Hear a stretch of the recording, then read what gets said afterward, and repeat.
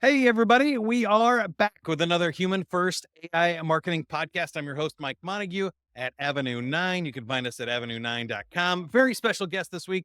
Lisa Oda is founder at HiveStir. She's also director of AI at Infinite Marketing. And we're all talking about marketing buzz this week. So I've done a lot of AI episodes where we've talked about data and robots and all kinds of crazy things that are going on. This time, we're talking into the marketing tactics and how you can really use this day to day. So I am so glad you're here, Lisa. Welcome to the show. Thank you. Thanks for having me. We like to start with the human first part. So I already know from talking to you a little bit that you feel the same way about marketing, that we need to put our human people ideas and energy and creativity in first. But what does human first mean to you? Well, human first definitely means, and I think we all say this, thinking about the end user whenever you're creating anything with marketing in mind. So, as you start to think about the AI piece, you still need to remember that somebody or something or someone is going to be at the end of that particular message. So, whether you're creating content for search results, whether you're creating content for somebody who's going through your life cycle marketing, you definitely have to keep that in mind. And it is tempting to look at a tool or a platform and kind of just plug in a couple things. We've all done it. And, sit back and say like, oh, look at this great content. I do think as, more and more people or more and more marketers leverage that, it ups the ante for everyone, right? So everybody has to become a little bit better at differentiating the content, a little bit snappier, a little bit better at like tuning into that customer because the end result is going to be that people are going to expect more and expect more personalization and expect, better optimized content. So I think that's a long answer to a short question, but really, I think you still have to keep in mind the principles of marketing and who you're delivering this or whoever you're creating this piece for.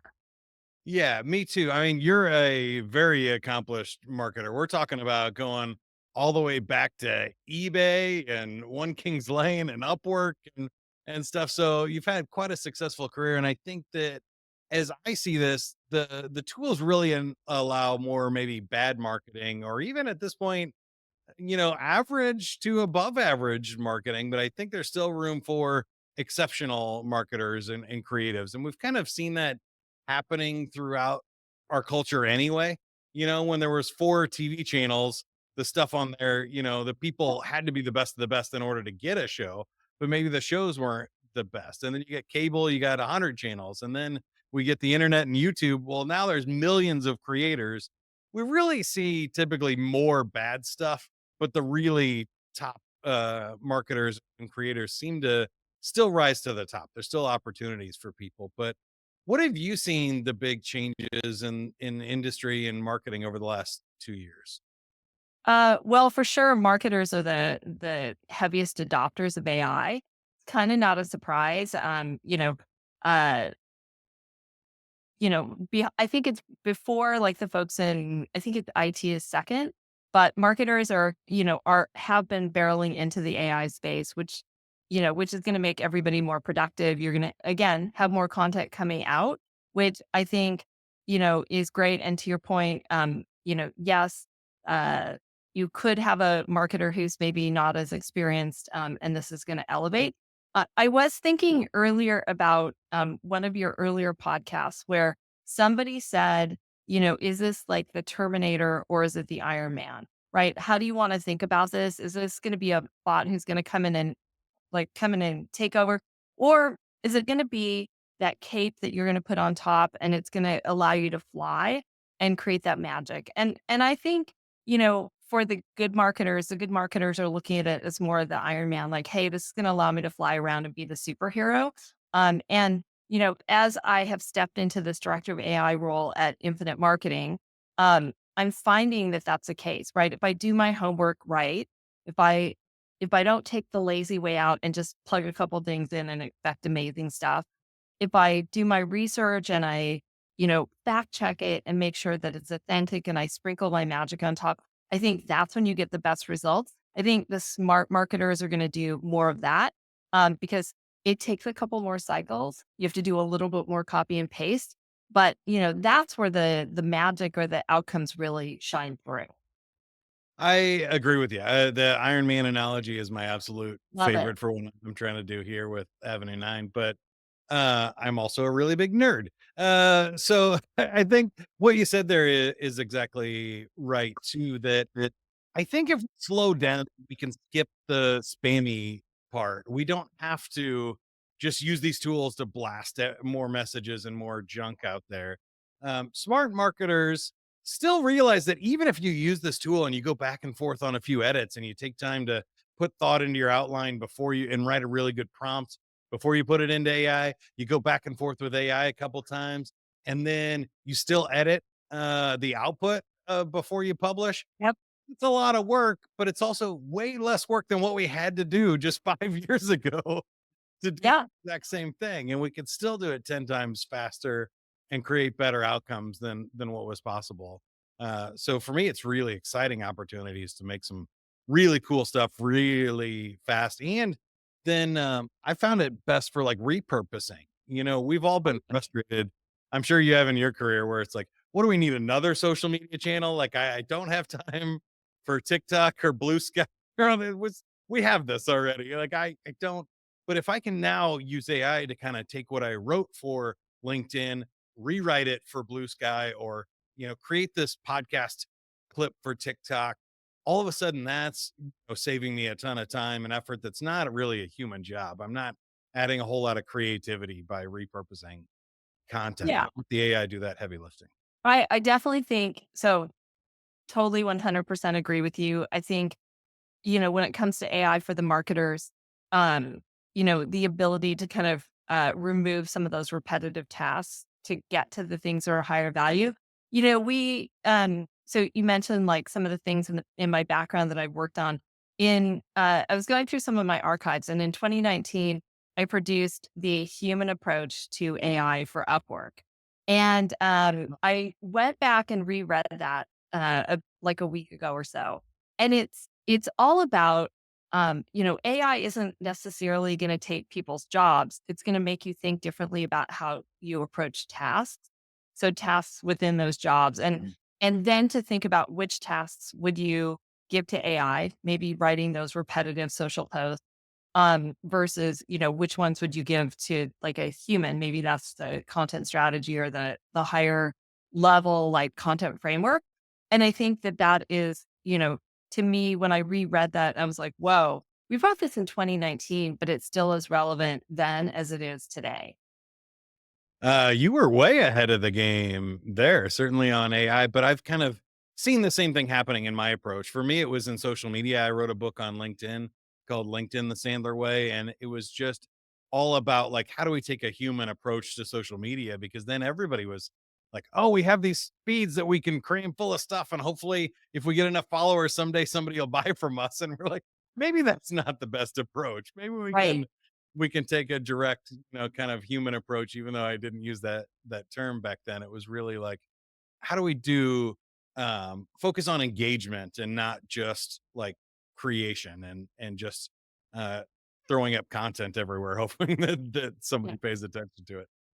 What are some of your favorite AI tools for marketers right now as we talk at the beginning of 2025? Um, I would say I have a bunch of tools. You and I talked about this before we started this podcast.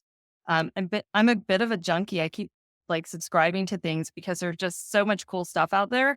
So I've got kind of the same probably suite that many people have. The Claudes, the Chat GPTs. I like Perplexity simply because you can get that more relevant real time information, and then the whole host of Gammas, not a this is not an endorsement, but, Yeah. those are just a few smattering, that's a smattering of the tools that I'm using today. And I tend to use a lot of these tools together. So, I'll often start my prompting with Claude, who's kind of more of the thinker, and I will go through this, you know, sort of exercise of like, hey, let's develop a prompt for XYZ. So today it was like, let's develop a prompt for an industry digest that can come out every single week through ChatGPT. Because as you Oh, may or boom. may not be aware, they ChatGPT has tasks now. So I'm testing out, okay, if I put together this digest that's weekly or semi-monthly, can ChatGPT run it every, period and then send it to my email? And so Claude and I went back and forth today on this prompt, which was pretty lengthy. And then we came back and we're like, oh, okay, let's shorten it. So we shortened it and then we threw it into ChatGPT. I also threw it into Perplexity, brought those two together, and then brought it back into Claude to ask to condense all of it into a shorter, kind of more readable, digestible digest, if you will. So that's kind of when I look at the tools that I work across. I have several, and then I usually like they all come in together. Oh, and I forgot to mention, I use ChatGPT to fact check because I wanted to make sure all the information that came together was accurate. So, that Yeah. was like 3 tools, and then if I threw it into Gamma for presentation purposes, you'd have 4. So, Yeah, I am very similar. I heard two things there. One is the process that you were talking about. Two is you keep using we, and I love that because this should be a collaborator, right? That there's very few things that probably just us as the human should do anymore without anything. I'm a bad speller and grammar person. I'm a little dyslexic, so I don't write anything without Grammarly or some sort of AI fact checker and grammar it's checker on making it. us all smarter. So it's a we for sure. And then that this prompt, it isn't just setting up the robot to go do it either. There's very few tasks that are going to be completely automated. And then once it is, maybe, with that regular newsletter, you're still seeing what comes from the newsletter and you're checking it and you're rewriting it and you're putting it into Gamma. I wanted to highlight what you said too. For me, I'm doing a lot of podcasting and production stuff, or even recording internal meetings where Zoom's AI is really great at meeting summaries. So if I do a training session or an internal meeting or some sort of strategy session, take that AI summary and then I can put that into ChatGPT and have it rewrite maybe a follow up email or create some social media posts out of the top takeaways Yes. from the podcast or all kinds of stuff. The Gamma one is my favorite. I've been waiting for something and they've kind of been promising. I think even Microsoft promised a few years ago of like, oh, it just makes a presentation deck for you. If you're watching this and you haven't seen Gamma yet, gamma.app, you can paste an outline in there and it will build, once you build out your brain templates and everything, just a perfect PowerPoint presentation, generate the images and everything, and literally saves hours off of your time. So if you're Yeah. just thinking about, even for internal meetings or for salespeople, you take the call recording, you take the next steps, schedule your follow-up tasks. You can take those pain points and put them into a PowerPoint and Gamma really quick. And for me, podcast post production that used to take 4 or 5 hours takes maybe 45 minutes instead. And I think it should be the same for salespeople. But I love that you're stacking these apps together because I think that's important. And I think people are waiting for this virtual assistant that you can kind of do with, Google or Siri. They're not there yet. You can't just be like, "Hey, Google, do my sales presentation for me," and expect it to do anything. Isn't Um, Gamma crazy? yeah, When you sorry, we'll talk about Gamma a bunch here, but um, yeah, when you see it real time creating that presentation, I think here's what's cool about the tools in general. Somebody said this recently to me, which is, um, it's not necessarily again going to replace the work that you're doing. It just creates a more focused you, and I feel like that's true. Like think the AI capabilities and the tools and the things, it doesn't mean that you're not going to create your own presentation going forward. Because when I do use Gamma, I'll take a lot of that information I pull together from my prompting and my, like queries to ChatGPT, Perplexity, etc. And then I'll format it and stick it into Gamma so that I get something that comes back out. But I think the focusing part is really focusing on what are the priority messages here? How do we pull this together so that whoever is going to get it has the most relevant information? And, I don't spend as much time sort of focused on like, is that color right or is that shape in the right place? Like I would have done when putting together a presentation every day. So, Yeah. it helps me focus a little bit more on the priorities. And then I can kind of blow through things much faster and the output is much better. Or at least I believe it's much better. I think it is. I mean, even the presentation formats and stuff are cooler for me. And then we are doing a love fest here for a second, so we'll find another tool, but or something to talk about. But Move uh, along. Canva has a great image creator where you can use all the different models. So even if you just log in and say, "Hey, I need an image for this blog post, and I want to do photorealistic, or I want to do a fantasy anime format, or I want to use Sora versus a different model, I can use all kinds of different models in there and create some images, and it'll give you 3 different options, and you're like, "Oh, this one's it. Yeah. Cool, got it." And um, I love that you're talking about cross-platform. I've been recently using ChatGPT to write my image prompts for the podcast or the blog post. So Smart. paste the blog post in there and say, "Write an image prompt for generating a blog post image, a feature image for this blog." Then copy and paste that into Gamma's image creator, and all of a sudden, it's like they're doing the heavy lifting and all the typing, and I'm just the editor. It's like having the best, personal assistant you've ever had or marketing assistant you've ever had. Go find me an image, uh, for whatever this is, and it comes back with some really great options.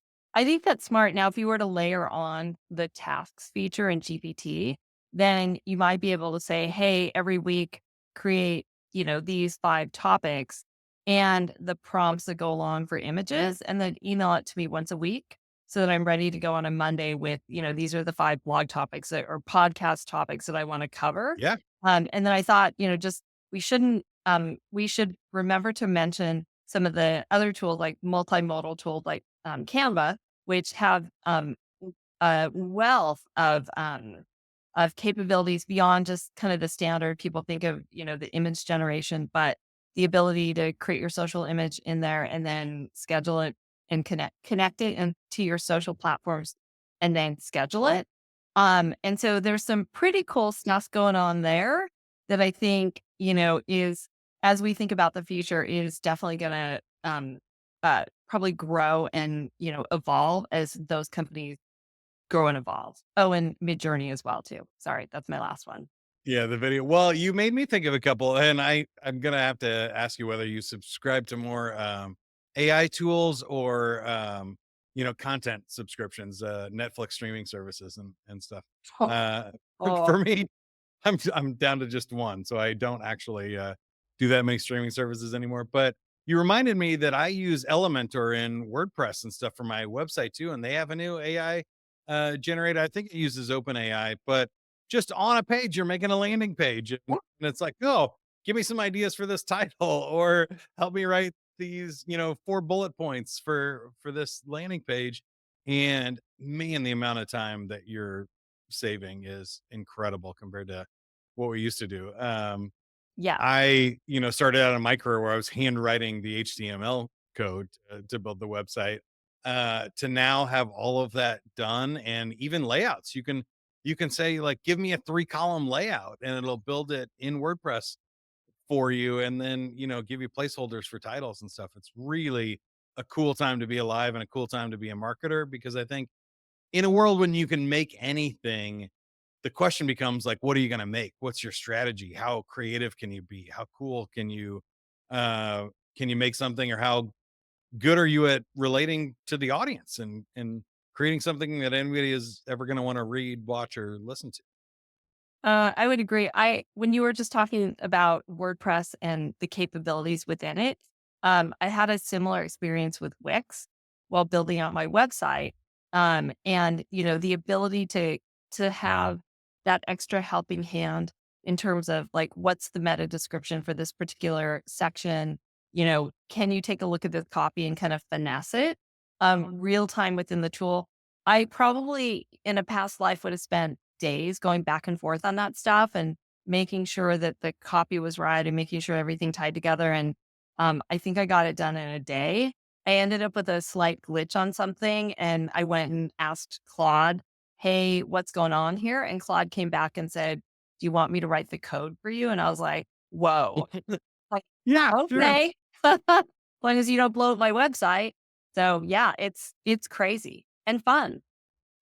I think so too, and I'm going to ask you whether you think SEO is dead and where we go from here. But um, I found that it's really great at doing some of those tasks with clear limitations. So if I have already recorded the podcast, I can ask ChatGPT to give me a comma separated list of the top 20 keywords I should tag in this post or put in Yeah.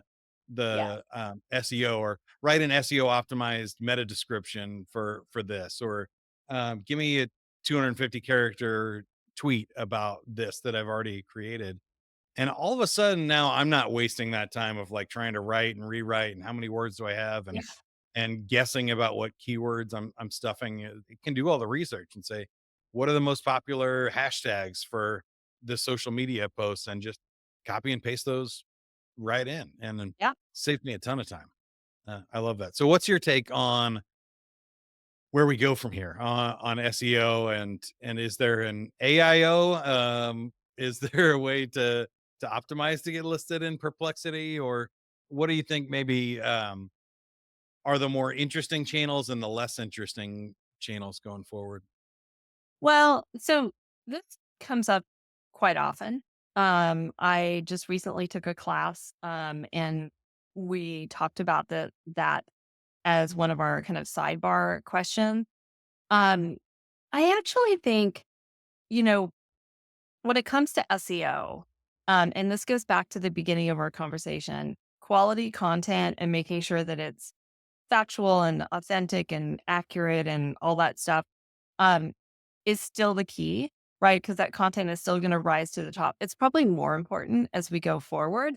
And some of the tools now have attribution. So I think, you know, when people want to dig further, there's the source there. So I think that's really important. I do think it's gonna slightly change the game in terms of, how people search for things because now they're basically asking a question that they want answered and sometimes the information is going to come back much quicker and differently in one of the AI tools. But but I I do think that the content itself is still going to be key and very relevant. I talked to somebody recently. There's a guy who Andrew Shotland who has a company called SEO Local, and we had this conversation a while ago, and he was like, "Hey, we do see that impressions are still pretty good, and you're going to start to see a little bit more, well, maybe a little bit of that drop off in engagement, but." You're still going to have like a relevant stream of traffic coming in that's going to be valuable. So I think it's just going to be a little bit, it's not going to be, how should I say this? As more content bursts onto the landscape, that's where it is going to be important that you have that quality content to kind of rise above. So, man, Yeah. I don't think the game has fully changed, but I think people are going to shift their behavior for sure. I know I have. Yeah, I have too. I think there is probably use cases where I am still using the Google results if I'm looking for a restaurant near me or something like that with a hyper local focus. Yeah. Answers to fact questions and how to's and stuff. I think those are gone. Um I do think that you're right. The best lesson here is that human first one again, that the best SEO was always quality content that people linked to and shared and stuff. And so that continues to be the benchmark. But I kind of disagree a little bit. I just had another podcast guest on a couple of weeks ago that was talking that like 50% of all internet traffic is robots now. And so while they still might be seeing clicks and impressions on their websites, if you look at the hits, those aren't real humans anymore. And I think that's going to continue to get worse. And so that might be why the engagement is dropping and stuff too, is you can't get engagement from a robot. You can't True. can't get comments and posts and likes and stuff as much anymore. I think that'll continue to be harder, but we'll see how all that shakes out. What do you think are the biggest opportunities going forward here in the foreseeable future? So let's start short term here in 2025. What do you think is the most interesting channel for marketers? For interesting channel in terms of like usage of AI. Or just getting results this year. You got to drive leads, make sales this year. Where would you spend your time? Well, I definitely think if you are a smart marketer, you're going to look at the full journey and how to optimize along the way. And I think that's where you would definitely benefit from the capabilities that AI and some of the tools have. Maybe being able to fine tune that top of funnel content for whether it's for SEO or, just more general thought leadership content. I think you can research much faster. You can create those industry digests and pull that content to the fore much quicker so that you can get into more of the consideration phase and then that final closing, sort of getting people on the door as a lead. So I think the smart marketers are going to look at how to leverage AI across that or throughout that funnel. And I think that's where you're going to really start to see the efficacy and the success. And then let's talk about the ability to optimize through better analytics, being able to get into the personas. So, for example, in the course that I just took in December, which was that the AI for strategic content marketing, we went through an exercise where we created the strategy and then did the research and the tactics. But the piece that really spoke to me was we created AI companions once we did our persona research and highlighted these are the 2 to 3 personas we're going after, created the companions in ChatGPT, and then asked those personas to speak to me as though they were those people. And, Yeah. so having that real time feedback, like, what do you think about this? I got this idea. What do you think, CEO, CMO, CTO, et cetera? And having that real time feedback come back quicker, was for me really eye opening because then I didn't have to guess and I ran a couple of ideas past and I got, really good sort of focus group type feedback. And I was like, okay, great. I can lock this up and move along. So, That's making really great. I heard two it things yeah. there. One, yeah, those custom GPTs are really cool for your own personas. And so if you're an agency like me, you can create a custom GPT for each one of your clients with their personas and their unique value propositions already in there and in their brand voice and assets and knowledge base and all that kind of stuff so that what you're creating is already targeted. I think that's awesome. The persona work is great. The second thing I heard was um kind of focusing on the people we know are humans, people already in your funnel. I think top of funnel continue to be a challenge, but if you've got people that are in your funnel at any point that have attended a webinar or signed up for an offer or interacted with the sales team, those people you should be really focusing on because you know that they're humans and we can do such a better job personalizing our messaging and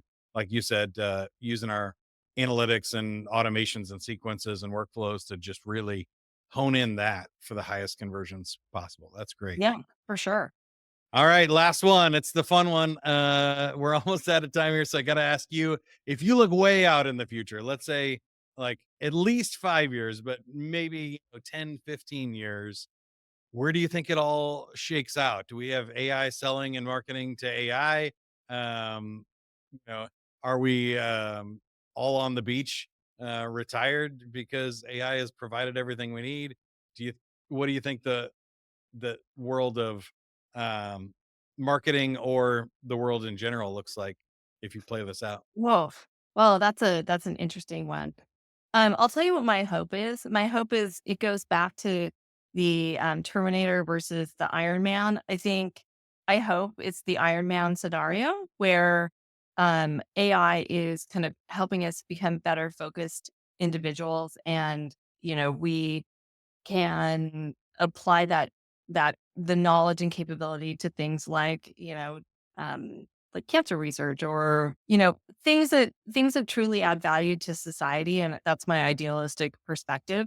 I think, you know, the tools are, and AI is evolving so quickly that it's really hard to predict.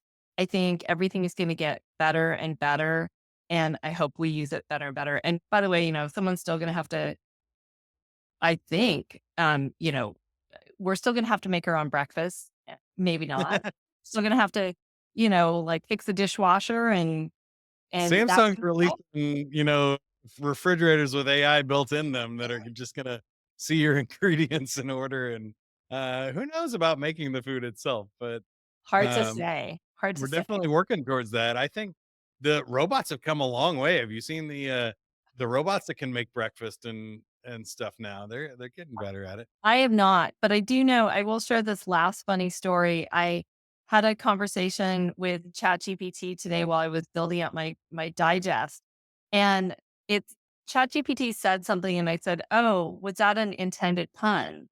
And ChatGPT came back and said, "No, but," and then went on a slew of puns.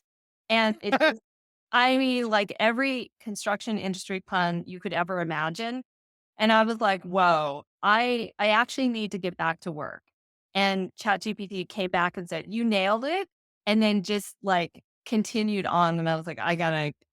So I think when you look in the future, like they're gonna become a little bit more, I wouldn't say humanistic, but kind of like I think it's gonna be beyond what we can comprehend, really, and I'm excited that it's happening in our lifetime, you know? for It's sure, kinda funny to think that the future in Back to the Future was 10 years ago now, but we're finally getting to the point that, it's gonna look a little bit more like that, I think, in the for next 10 to sure. 15 years. That's fun. Well, thank you so much for sharing your knowledge and what you've been doing with AI marketing here on the podcast. How can we help you, or how can you help us here as we wrap it up?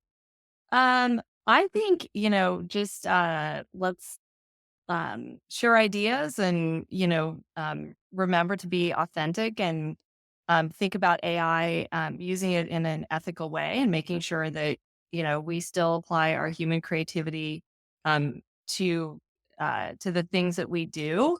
And I think that is the help for everybody.